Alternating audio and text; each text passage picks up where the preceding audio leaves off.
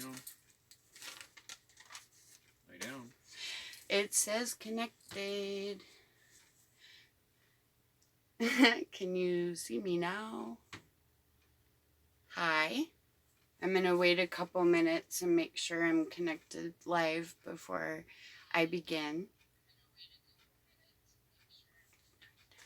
Hi. My name is Cindy. Welcome to Journey to the Quiet with Cindy. Welcome to my new subscribers. Thank you so much. You are greatly appreciated. And I'm always up for new friends. So if you enjoy my videos, please like and you comment down below. I usually respond within 24 hours to your comments. And I would love more subscribers. My goal is to hit 1,000. So if you share my videos after watching, that would be wonderful. Whew. Thank you to my current subscribers, and I appreciate your loyalty and not leaving me. I know I don't have a set schedule for uploading videos. However, I'm going to try to do a sit-down video like this once a week, whether I do the video and upload it or a live video. Let's see. I took notes. I literally wrote down notes. Because I've, been on a couple live videos here on my channel, but I've also been live on national TV on ESPN. So, okay. Last time I did a live video, we were talking about my stepdad, Dave Sanders, hero of Columbine High School massacre on April 20th, 1999. He was the only teacher and very special person to me. My last live video, I read to you the back of the book, and I showed you media pictures and photos that I have.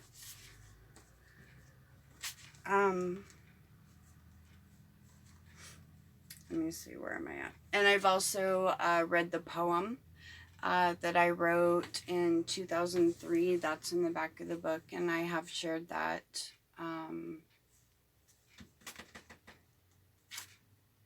Oh, cool. 2 people watching. Hi.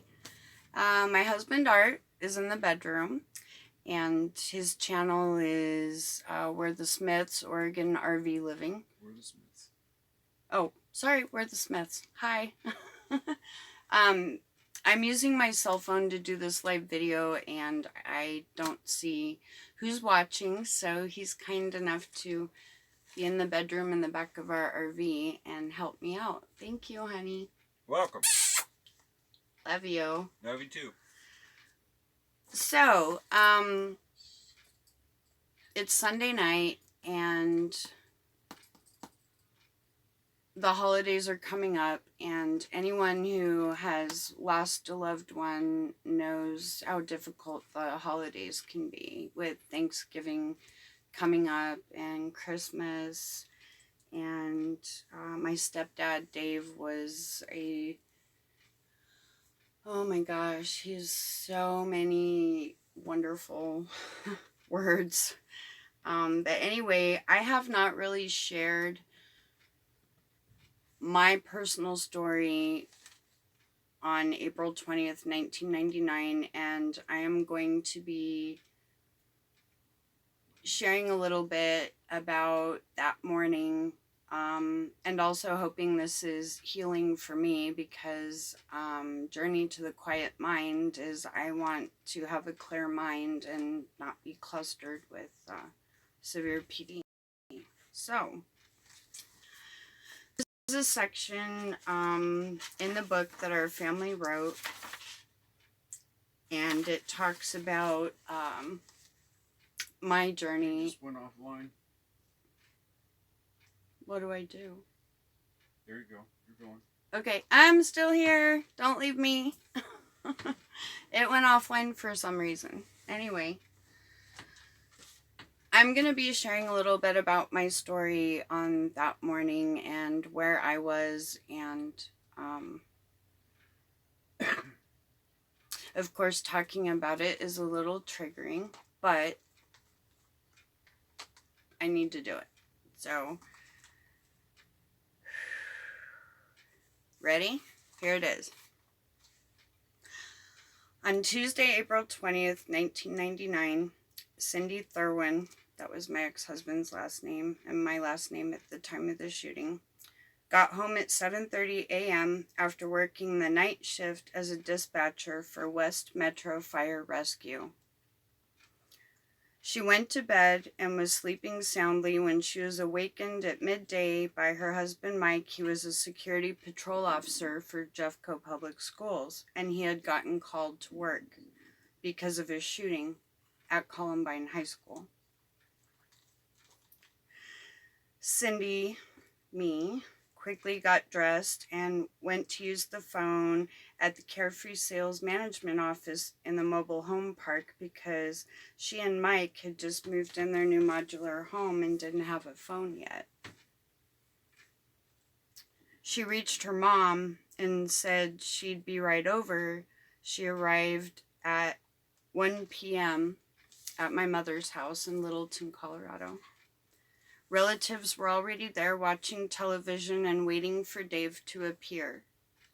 After a short while, not able to sit still any longer, Cindy, I, drove over to Columbine High School to find Dave. Because I knew the school, I had been working for Jefferson County Schools before I went to West Metro Fire. And because I had helped out at the school, I knew some teachers and I knew the janitors, Jay Galentine, and there's several more, but I can't remember them all. Take a deep breath. She asked everyone, okay, I lost my spot. Okay, relatives were already there at my mom's house watching television and waiting for Dave to appear. After a short while, not able to sit any longer, Cindy, me, drove over to Columbine High School to find Dave. She asked everyone she could find where her dad was and finally got the misinformation that he was at Swedish Hospital. That was hard, very hard.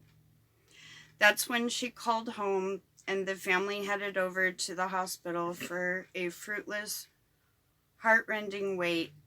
She was with the family all night, and the next day when they finally learned the horrible truth that Dave was dead.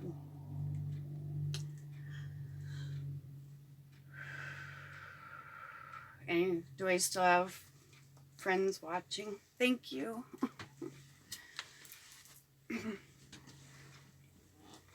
Sorry, I'm going to move over.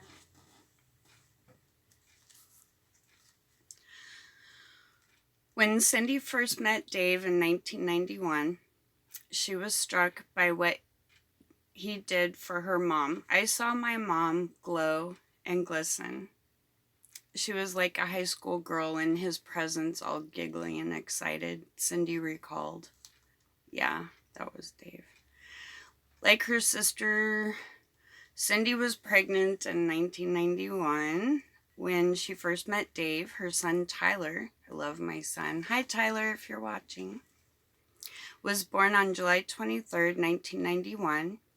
Mallory, Connie's daughter, had been born on July 11th, so Dave and Linda became grandparents twice in 12 days. That was fun.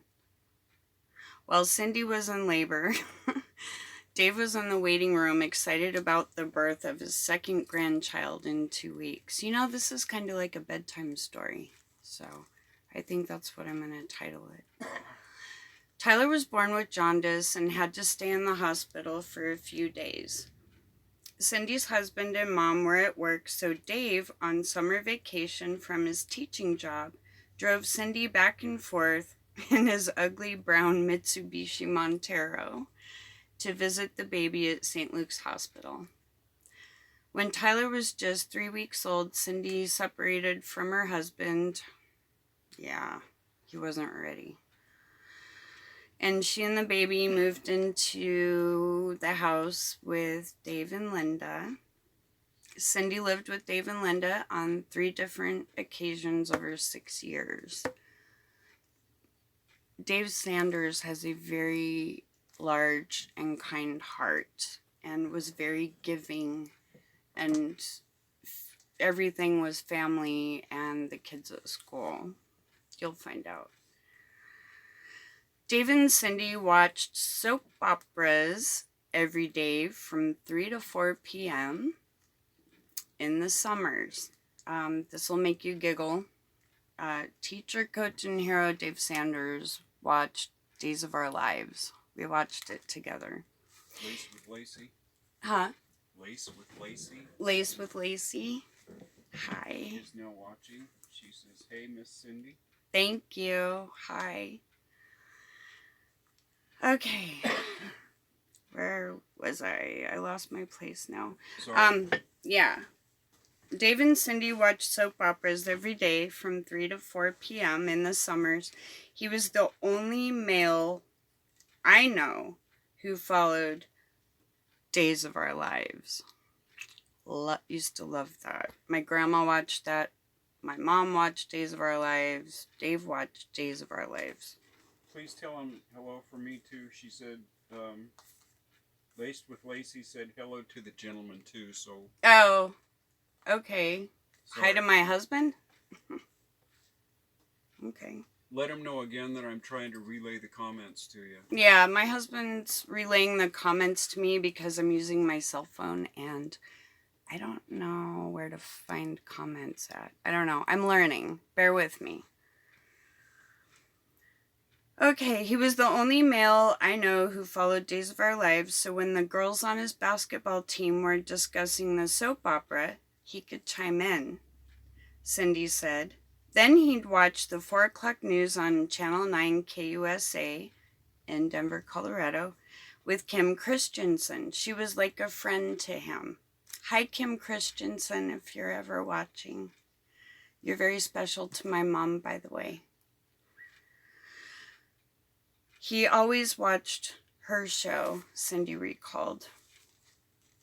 Linda went to bed early, but every warm summer night, Dave and Cindy sat out on the front porch. Dave had a cigar with his Diet Coke and Jack Daniels, and he and Cindy talked about life. He gave me advice on marriage, on finances, on the kids. I could talk to him about everything, I said. He was dad from day one. He didn't like the word step, so we were all his daughters. There was the step word wasn't involved. He was the best dad from day one. He was the best father in the world. He treated me with respect and he listened. I gotta change positions. I'm starting to have chronic pain. So hang on a second. And I forgot I had an ice pack.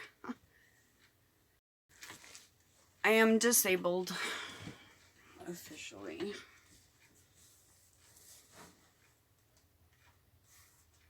Oh my goodness. Wow. It's been a while since I've read this. Okay. Back to the front porch. Oh. When it got too cool for the porch, the two retreated to the living room to watch late night television together. Dave took control of the remote and went channel surfing. And if there was anything racy on, he smirked at Cindy as he quickly changed the channel, being the good father figure that he was. And I was 19 or 20.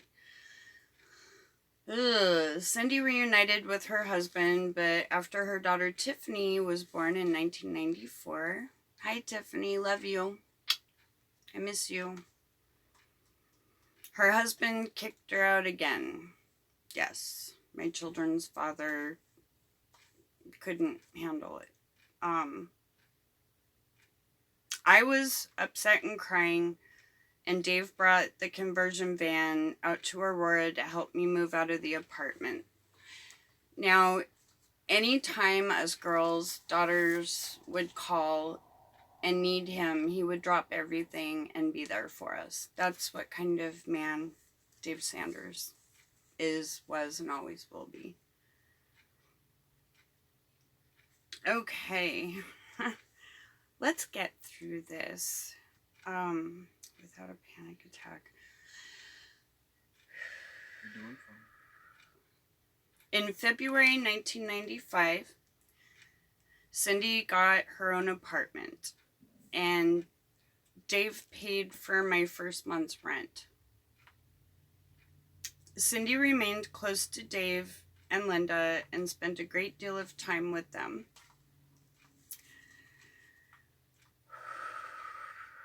Doing good. Thanksgiving was always a special time, and Dave and Linda invited the extended family, including Linda's parents and her sister's family. Dave borrowed extra chairs from Columbine High School so they could seat the whole family, in-laws, daughters, grandkids, nieces, and nephews. Dave and Linda cooked the entire meal, with Dave doing the turkey and the mashed potatoes. He could cook a mean turkey. The guests brought, and I remember this, canned food for the needy, and Dave contributed the family's offerings to the Columbine High School food drive. So we did that every Thanksgiving. We would bring canned foods, each family member, and then it would be donated. His idea. Thanksgiving traditions including football in the street and hot tubbing on the back deck. Us women watched movies while the men watched football in the family room, Cindy recalled. And yes, I remember every Thanksgiving. At the family gatherings, Dave always talked about his kids, the students at Columbine High School, all of you who had him for a teacher.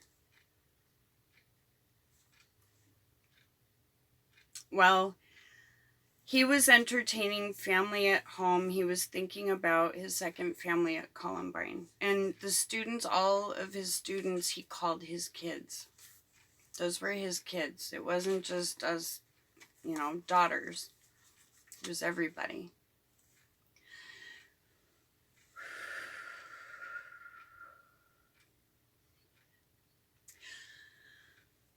Dave barbecued, sliced, and carved the turkey, smiling the whole time, said my niece Jennifer. One year, Dave insisted on barbecuing on Easter Sunday, even though it was snowing.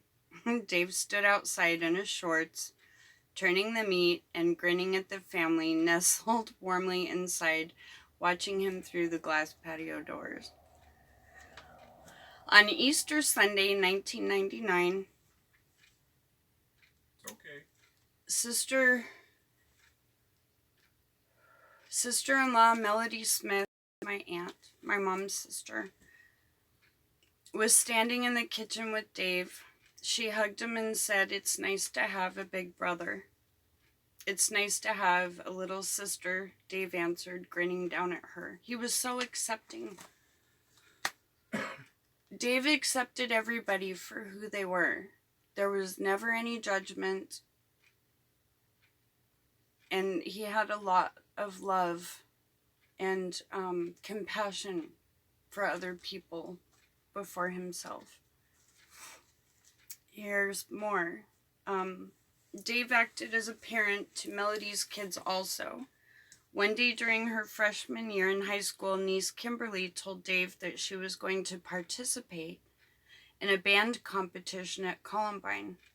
No one in her family was able to attend. As he walked toward the door, heading to track practice, he turned and said, "I'll be there to watch." That's how dedicated he was to family, even extended family. He was so unselfish. He never thought of himself before others. He never judged people. He put everyone else first, which seemed to make him very happy, Melody said. When Cindy married Mike Thurwin on March 26, 1999, at the Jefferson County Courthouse, Dave served as photographer, a role that he customarily assumed at family occasions. You're all right. Keep going. You're all right. This is severe PTSD. This is what happens when you've been through a trauma like Columbine. It's hard. This is very hard. But I'm doing it, and I'm going to finish.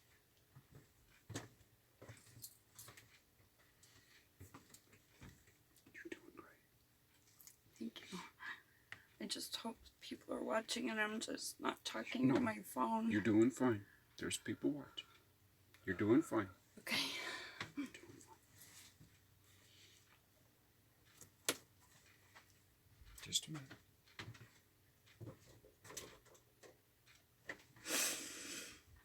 Sorry.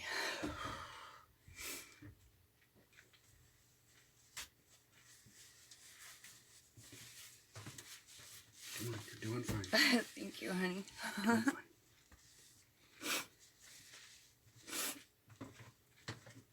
As they left for their honeymoon, my honeymoon, in Glenwood Springs, Dave presented us with a bottle of champagne. He used the wedding as a teaching tool. He was a business teacher. He had the students work out a budget based on what we needed for our reception, Cindy said. Me. He arranged all the details for our wedding, the courthouse, and our reception. Paying for everything. He isn't in any of my wedding photos with me because he was the one behind the camera.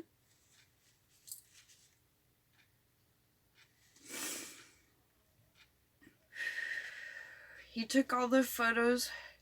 He would always put others before himself, Mike said.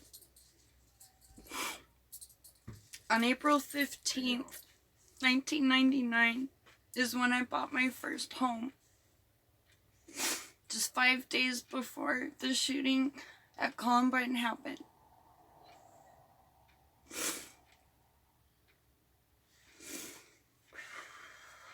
You're all right, David. I can do this. I know you can. You're doing great. I'm almost done. I can do this. This bedtime story is amazing, but it's a roller coaster. Laced with Lacey says deep breath. You're Thank doing you. great. She says, I'm watching. Thank you for watching. Thank you. On April 15th, 1999, Cindy and Mike bought a modular home in Golden, Colorado, and Linda and Dave came over 3 days later to visit. Once again, Dave presented us with another bottle of champagne, congratulating us for our first home. And it was on a Sunday, and it was the last day I seen him. And he also brought a book. The book that Dave bought from us was Chicken Soup for the Couple's Soul. Dave seemed comforted to see Cindy happily married. Dave walked around the property and told Mike and Cindy we would need gutters on the house. Who knew mobile homes did not come with gutters? I don't know. That was 20 years ago. Dave's only complaint that day was that he was sporting brand new wire-rimmed glasses, and no one in the family noticed. I noticed little things like that, and he thought for sure I would be the one to notice that he wasn't wearing plastic frame glasses anymore. He was wearing brand new wired framed. And I do have his glasses with me. Dave and Linda stood on the driveway to leave, and I said, "I love you," as she kissed Dave goodbye. It would be the last time that daughter Cindy saw her beloved father and stepdad. Brianna Ashley says, "Hey, you're doing great." I did it.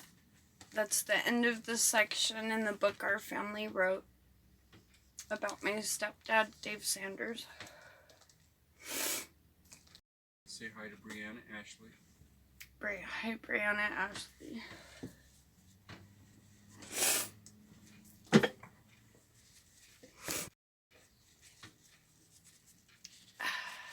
I plan on reading more bedtime stories. If you got something out of this video and would like to see more of me reading bedtime stories from our family book, please comment down below and help me out.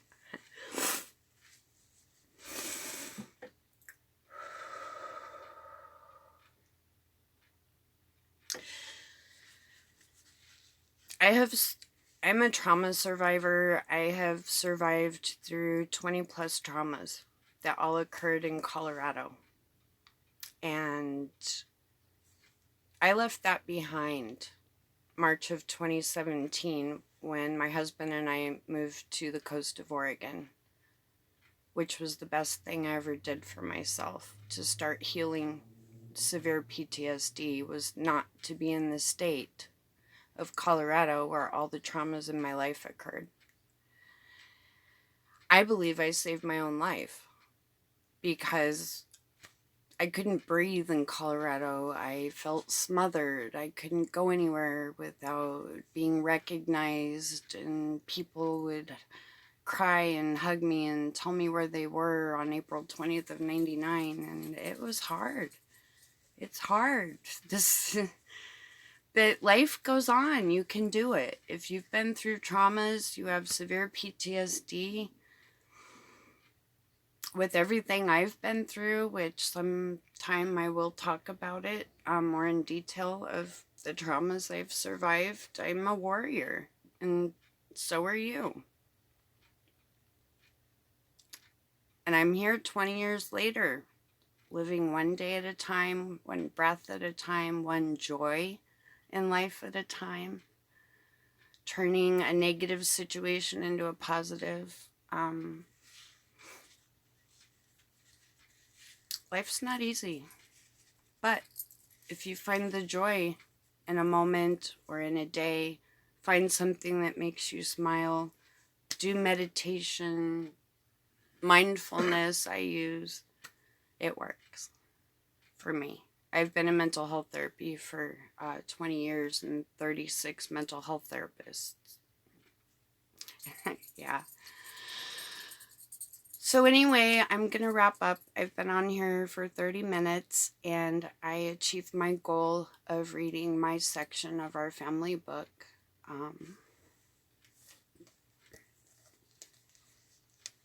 Dave Sanders, Columbine teacher, coach, and hero. And I'm doing this around Thanksgiving because I have grandkids. He has great-grandchildren, and I want him to be remembered, and for my grandchildren to still use great-grandpa Dave as an example. So I'm going to end this for tonight. Thank you so much for watching Journey to the Quiet with Cindy. Please like this video if you liked it. Share it on Facebook, Instagram, Twitter. I don't know, all those platforms. I am on a timeout break from social media right now. So I'm not signed into Facebook or Instagram because there was a school shooting in California last week, and it's very traumatizing for me to be on social media when mass shootings occur. So I hope you have a wonderful Sunday night. Please take care of yourself and each other, and pray for peace on earth. Thank you very much. And a cheap plug for my channel. We're the Smiths. That's it. Sorry. Motorbomb. I love you. Give me a kiss. Had to. My best friend and soulmate. Thank you. See you next time. Bye.